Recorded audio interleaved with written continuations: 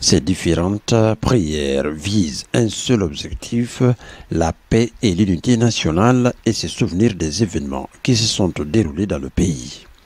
Un message de quiétude, un message d'entente entre nous, les enfants de la République de Guinée. Aujourd'hui, nous célébrons la naissance du prophète Mahomet, paix et salut sur lui. Que Dieu l'agrée dans son paradis céleste. Et nous sommes là aussi pour célébrer le 5 septembre.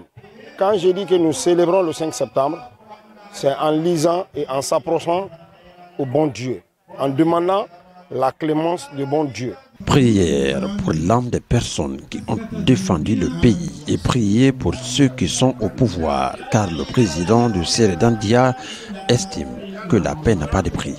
Et depuis le 5 septembre 2021, nous avons toujours commémoré cette date dans cette cour en faisant la lecture du Saint-Coran. Parce que ce jour-là, il y a beaucoup de choses qui s'étaient passées.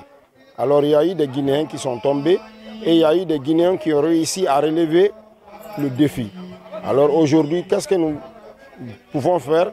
C'est de demander à toute la population guinéenne de s'entendre pour que nous ayons une paix durable. Mamadou Batros Kamara, qui est le parrain de Sérédandia, s'est félicité dans la réussite de cette rencontre qui a réuni les ressortissants de Kankan à Conakry pour prôner la paix. Quant au processus référendaire, notre interlocuteur est revenu sur la méthode adoptée par le CNT, qu'il trouve normale. Ce vote est spécial parce que ça a été une consultation inclusive.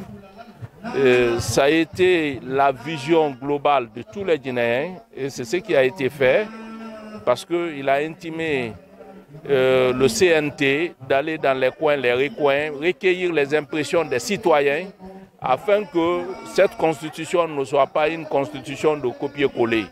Poursuivant, il salue la maturité de la jeunesse depuis l'avènement du CNRD au pouvoir. Je pense que la jeunesse maintenant a une autre vision.